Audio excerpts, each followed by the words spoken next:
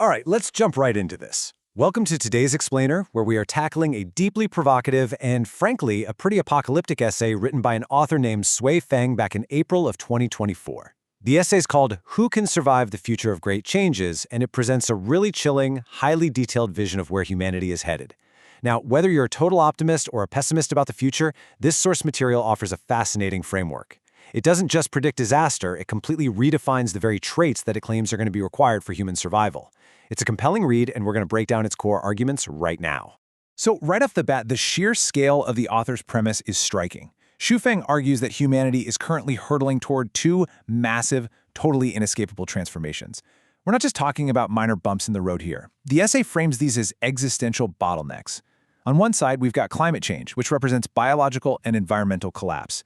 And on the exact opposite side, we have artificial intelligence, representing a technological takeover of human dominance. The core argument here is that these two forces are absolutely unstoppable, they're converging right now, and almost no one in our current society is actually prepared for what it takes to survive them. Okay, let's look at the first big shift.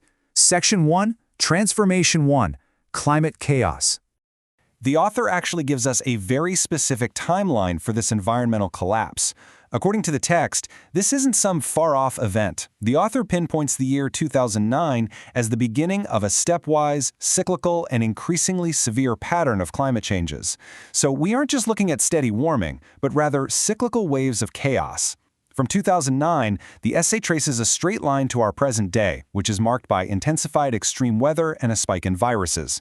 And that, unfortunately, leads directly into a very grim future characterized by a desperate scramble for resources and ultimately societal collapse. And these events don't just happen in a vacuum. The author maps out a really devastating, inevitable chain reaction. Step 1, we see extreme heat, extreme cold, floods, and droughts. The text specifically notes that this extreme weather breeds numerous viruses and microorganisms. That naturally leads into Step 2, massive crop damage and severe shortages of basic food and water. Once those basic needs vanish, bam, we hit Step 3, the desperate scramble for survival resources. This is exactly where society starts breaking down. Step 4 predicts that this chaos will trigger a massive shift in human society, potentially erupting into a full-blown world war. And the grim conclusion of all this cycle, Step 5, is a huge decrease in the global human population.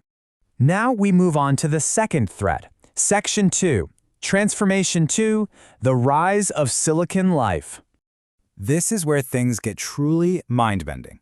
The essay proposes an inevitable transition of power, a complete shift from carbon-based life, that's us humans, to silicon-based life, meaning super-capable artificial intelligence. The author argues that AI is currently upgrading and iterating at a geometric rate.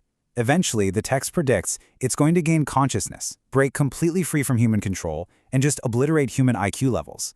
At that point, the essay states it is an inevitable trend for silicon-based life to rule the Earth. And here's the truly humbling part of this vision. Under this new rule, human presence on Earth becomes entirely optional. We will literally no longer be in charge of our own planet. So you gotta ask yourself, if the environment is collapsing into a literal resource war and superintelligent silicon life is taking over the entire planet, who can survive? What kind of person actually makes it through this dual bottleneck? Let's dig into that in Section 3, Why Elites Fear AI. The essay totally flips our traditional social hierarchy upside down here. Usually, we assume that the wealthy, the highly educated, and the powerful are the most insulated from any kind of disaster. But Sui Feng argues the exact opposite.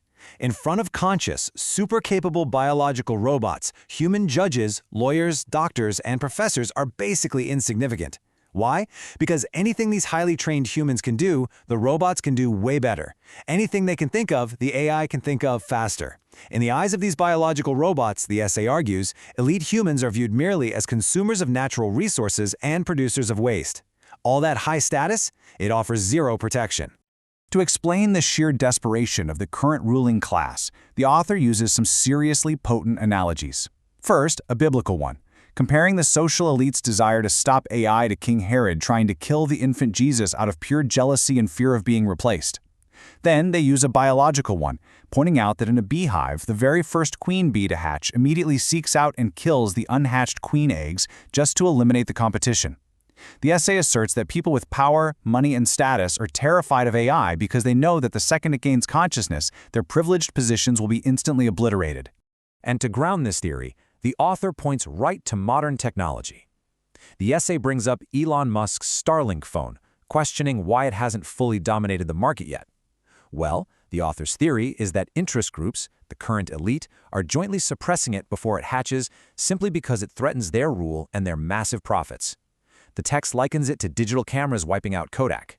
The overarching point here is that the birth of new things is difficult and often suppressed by the people in power, but ultimately, you can't stop technological iteration. AI is coming, regardless of how hard the elites try to squash it. Which brings us to the climax of our explainer. Section 4, the ultimate survival guide. The author draws a super hard line between the doomed and the survivors. On one side, we have the current elites, desperately clinging to power, wealth, and deep technical knowledge, all of which the text claims will be totally rendered obsolete by AI and climate chaos. On the other side, we have the author's vision of the true survivors, and it's incredibly counterintuitive. According to the essay, the people who will actually survive are those who are selfless, completely unguarded, and who desire to own absolutely no material property. It's almost an anti-survivalist philosophy, right? Instead of hoarding resources and weapons, the key to survival here is letting go of material desire entirely. The author actually encapsulates this mindset into a specific concept. The essay states that only people who possess a perfect soul garden are going to make it through. Now, this isn't a physical bunker or some hidden fortress in the woods. A perfect soul garden is defined in the text as a highly specific spiritual and behavioral state. It requires an absolute reverence for life and nature and a complete absence of material greed. The implication here is that superintelligent AI isn't going to value humans for their utility or their wealth, but it might just tolerate humans who exhibit this harmless, pure, and spiritually elevated state of being. So let's break down exactly what cultivating this perfect soul garden entails directly from the source text. The required traits are very specific. You must revere nature and the greatest creator. You must be entirely selfless and peace-loving. Interestingly, the author adds that survivors must be optimistic and romantic. Basically, people who actually like to laugh. They must be unguarded and honest, and crucially, they must be willing to obey, which perfectly aligns with the idea that humans will no longer be the rulers of the earth.